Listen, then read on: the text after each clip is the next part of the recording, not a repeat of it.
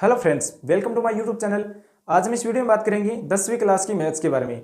10th की जो maths है वो पूरी की पूरी आपको इसी चैनल पर मिलने वाली है।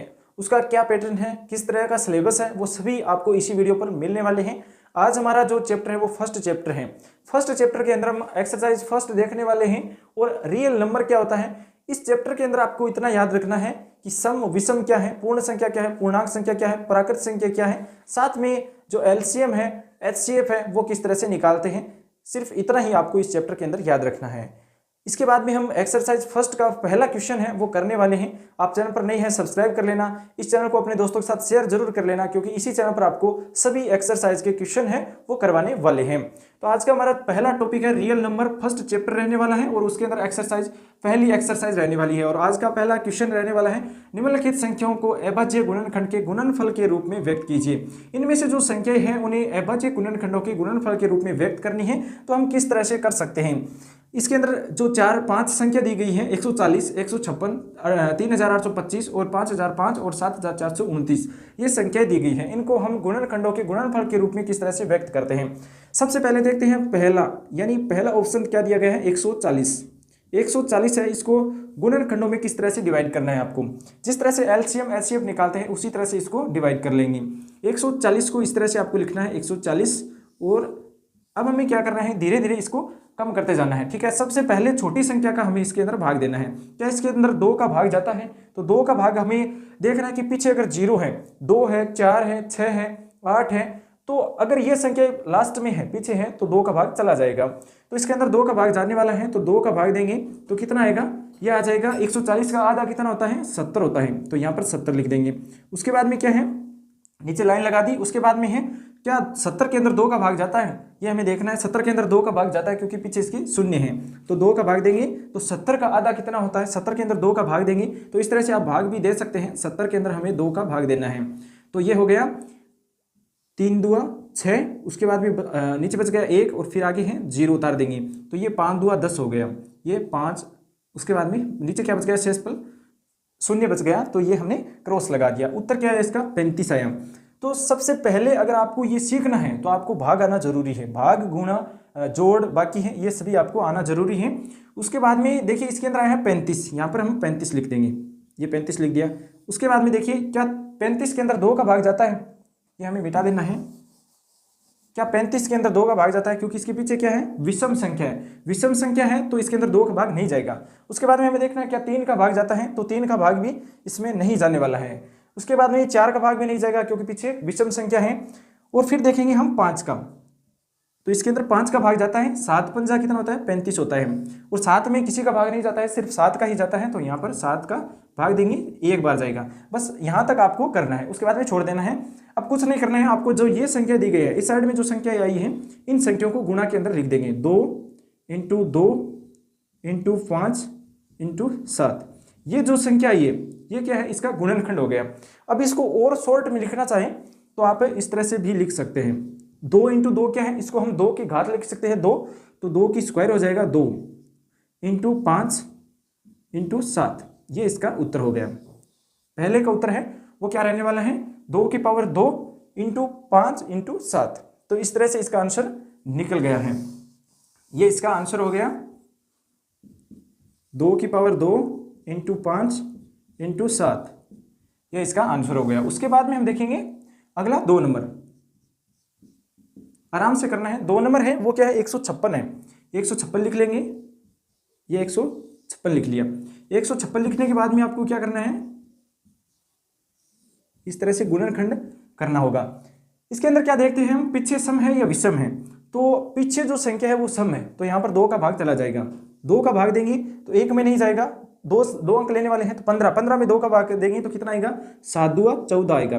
उसके बाद में एक शेषफल बच गया नीचे, हम 6 उतारेंगे। देखिए 156 के अंदर 2 का भाग देंगे, 7 दूआ 14 बच गया, 1 उतारेंगे 6, और 16 में 2 का भाग जाएगा 8 बार, तो ये 78, ये कितनी बार गया, 78 बार गया। उसके बाद में क्या करना है, 78 के अंदर लास्ट में जो संख्या है वो क्या है, सम है या विषम है। तो सम है तो 2 का भाग फिर से चला जाएगा, ये 2 का भाग देंगे तो 7 के अंदर 2 का भाग देंगे तो 3 बार जाएगा और 1 बच जाएगा। इस तरह से देखना है आपको, 78 2 3 दूआ 6 बच गया 1 उतारा 8, उसके बाद में 9 दुआ 18, 39 बार गया, ये हमें 39 यहाँ पर लिख देना है। अगला स्टेप देखेंगे, क्या इसके अंदर 2 का भाग जाता है? पीछे क्या है, सम है या विषम है? विषम है तो 2 का भाग नहीं जाने वाला। अब हमें देखना है 3 का भाग चला जाएगा, आगे भी 3 है और पीछे 9 है, 9 के अंदर भी 3 का भाग जाता है। अब हमें 3 का देना है तो 3 के देंगे 1 बार और 3 तिया 9, 13 बार, और फिर 13 के अंदर किसी का भाग नहीं जाता है, सिर्फ 13 का जाता है। 13, 7, 11 ये संख्या है, इनमें किसी का भाग नहीं जाता है, तो 13 का देंगे तो 1 बार जाएगा और ये हमें उत्तर मिल गया। इस साइड की जो जितनी भी संख्याएं हैं जिसका हमने भाग दिया है वो संख्या हमें गुणा के अंदर लिख लेनी है। 2 गुणा 2 गुणा 3 गुणा 13, ये संख्या हमने लिख ली। क्या हम इसको और छोटा लिख सकते हैं? लिख सकते हैं, क्योंकि 2 की पावर 2 हो जाएगा इंटू, इसका मतलब है कि 2 है वो 2 बार है गुणा में, दो जो पावर लगा रहे हैं इसकी स्क्वायर लगा रहे हैं, तो ये क्या है, 2 है वो 2 बार गुणा में है, फिर गुणा 3 फिर गुणा 13, ये इसका आंसर आ गया। 2 नंबर का आंसर रहने वाला है 2 की पावर 2 इंटू 3 इंटू 13, तो ये आंसर यहाँ पर लिखेंगे। 156 का आंसर है 2 की पावर 2 इंटू 3 इंटू 13, ये दूसरे का आंसर आ गया। अब हमें क्या करना है, तीसरे का निकालना है। ये तीसरे का है, तीसरे का कितना है 38, 25, इसका निकालना है। तो देखिए 3825 है, इसको हमें गुणनखंड में तोड़ना है। किस तरह से तोड़ेंगे, छोटी से छोटी संख्या में हमें तोड़ना है इसको। तो क्या इसके पीछे सम है या विषम है? तो विषम है तो इसके अंदर 2 का भाग तो नहीं जाने वाला है। उसके बाद में 3 का भाग क्या इसके अंदर जाने वाला है? तो 3 का भाग इसके अंदर देखते हैं, क्या 3 का भाग इसके अंदर चला जाएगा? नहीं चला जाएगा। अगर आपको इजी तरीके से करना है तो पीछे क्या है, इसके 5 है तो 5 का भाग देंगे, 5 का भाग सीधा ही 5 का भाग देना है आपको। 5 का भाग देंगे तो ये कितनी बार जाएगा, 7 पंजा 35, 7 बार गया, बच गया 3, और 6 पंजा 30, बच गया 2, और पंजा 25, 765, ये 765 आ गया। अब इसके अंदर क्या 3 का भाग 2 का भाग जाता है? नहीं जाता है। तो पीछे 5 है तो 5 का फिर से देंगे, 1 बार गया 5, 5 एकम 5, बच गया 2, और पंजा 25, बच गया 1, 3 पंजा 15, ये 5 का भाग है। अगर आप 765 में 5 का भाग देंगे ना तो इतना उत्तर आने वाला 153, ये इतना उत्तर आएगा। उसके बाद में है 153। क्या 153 के अंदर 5 का भाग जाता है? नहीं जाता है, क्योंकि 5 तिया 15 और 1 तिया 1, तो ये 3 का भाग चला जाएगा, 2 का नहीं जाएगा क्योंकि पीछे इसके विषम है। तो हम 3 का भाग देंगे तो 5 तिया 15 और 1, 3 में 1 का भाग 1 बार जाएगा। उसके बाद में हमें क्या करना है, देखना है छोटी से छोटी संख्या, वो संख्या कौन सी है? तो 51 में सिर्फ और सिर्फ 17 का भाग जाता है। 51 में क्या होता है, सिर्फ 17 का भाग जाता है, 70 तिया 51 होता है। ये 3 आ गया, फिर 3 का 3 में भाग देंगे तो ये 1 आ जाएगा, ये हमारा आंसर आ गया। ठीक है, इस साइड की संख्या है वो हमें गुणा में लिखनी है और वो ही हमारा आंसर है। तो देखिए इसका क्या हो जाएगा, ये हो जाएगा 5 का स्क्वायर और ये हो जाएगा 3 का स्क्वायर और ये 17 हो गया। अब इसका उत्तर कैसे लिखेंगे, 5 का स्क्वायर इंटू 3 का स्क्वायर इंटू 17, ये इसका उत्तर हो गया। ठीक है, ये तीसरे का उत्तर आ गया। अब हमें देखना है 4 नंबर वाले का, ये 4 नंबर वाला है, इसका है 5005, इसका उत्तर क्या आएगा? 5005 का उत्तर क्या रहने वाला है?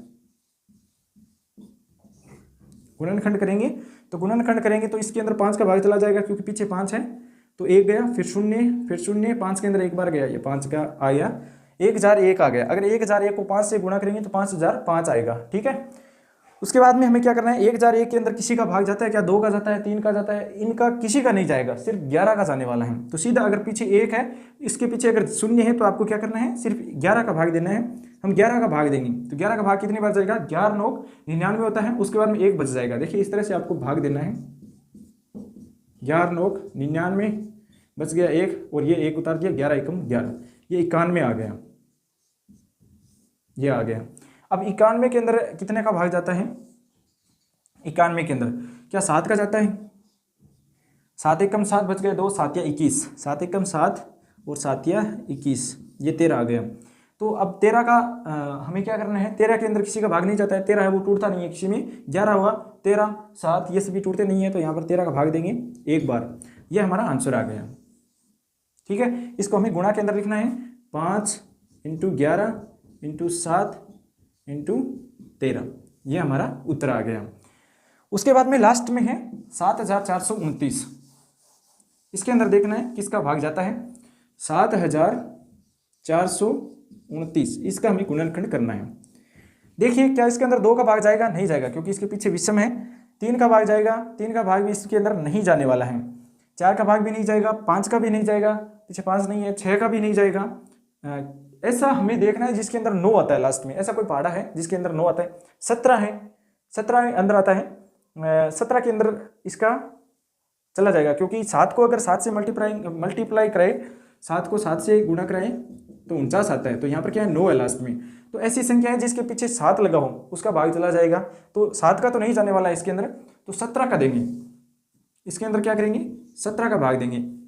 17 का भाग देंगे तो 70 तिया 51, 7 चौक 48, 7 चौक 68 होता है, सॉरी। उसके अंदर क्या करना है, इस तरह से अलग आपको भाग देना है। तो 70 तिया 51, 7 चौक 68, ये 68 4 बार गया, बच गया कितना, 6। 17 का पहाड़े के अंदर 62 से पहले क्या आता है, 70 तिया 51 आता है, ठीक है। उसके बाद में कितना बच गया, 1 11 बच गया, और 9। क्या 17 के पहाड़े के अंदर 119 आता है, बिल्कुल आता है। 70 सत्ती 119 होता है, 437। तो इसका क्या आ गया, 437। 437 आने के बाद में क्या है, आगे हम देखेंगे कि ऐसी संख्या जिसका भाग है 437 के अंदर जाता है और छोटी से छोटी संख्या होनी चाहिए। क्या 2 का जाता है, नहीं जाएगा। 3 का भी नहीं जाने वाला है, नहीं जाने वाला है। 3 का भी नहीं जाएगा, 4 का भी नहीं जाएगा, 5 का भी नहीं जाएगा, 6 का भी नहीं जाने वाला है, 7 का भी नहीं जाने वाला है। उसके बाद में हमें देखना है इसके अंदर 19 का जाने वाला है, 19 का भाग देंगे तो 437, 19 2 कितना होता है, 38 होता है। बच गया कितना, यहाँ पर बच गया 5। 19 तिया कितना होता है, 57, ये 23 इसका आंसर आ गया, ठीक है। अब हमें क्या करना है, 23 में ऐसी छोटी छोटी संख्या का भाग देना है। तो 23 के अंदर किसी का भाग नहीं जाता है, सिर्फ 23 का ही जाता है। तो 23 का देंगे, एक बार जाएगा। ये हमारे पास इसका आंसर आ गया, 17 19 23। इसको हमें गुणा में लिखना है, 17 23 और 19, ये 5 नंबर का आंसर हो जाएगा। 17 × 13 × 19, ये हो गया 5 नंबर का आंसर। तो आज का जो हमारा पहला क्वेश्चन था गुणनखंडों का गुणनफल निकालने वाला। अब हम नेक्स्ट क्वेश्चन है वो एलसीएम एचसीएफ वाला है, तो वो किस तरह से हम करने वाले हैं। बहुत ही इजी ट्रिक है इसकी एचसीएफ एलसीएम की। तो आप नेक्स्ट वीडियो जरूर देखें, एक्सरसाइज फर्स्ट का, चैप्टर फर्स्ट का रियल नंबर टॉपिक है इसका। तो इसी तरह के जो क्वेश्चन है वो आप इसी चैनल पर देखना चाहते हैं, चैनल सब्सक्राइब कर लेना, अपने दोस्तों के साथ भी शेयर जरूर कर लेना। थैंक्स फॉर वॉचिंग, आपका दिन शुभ हो।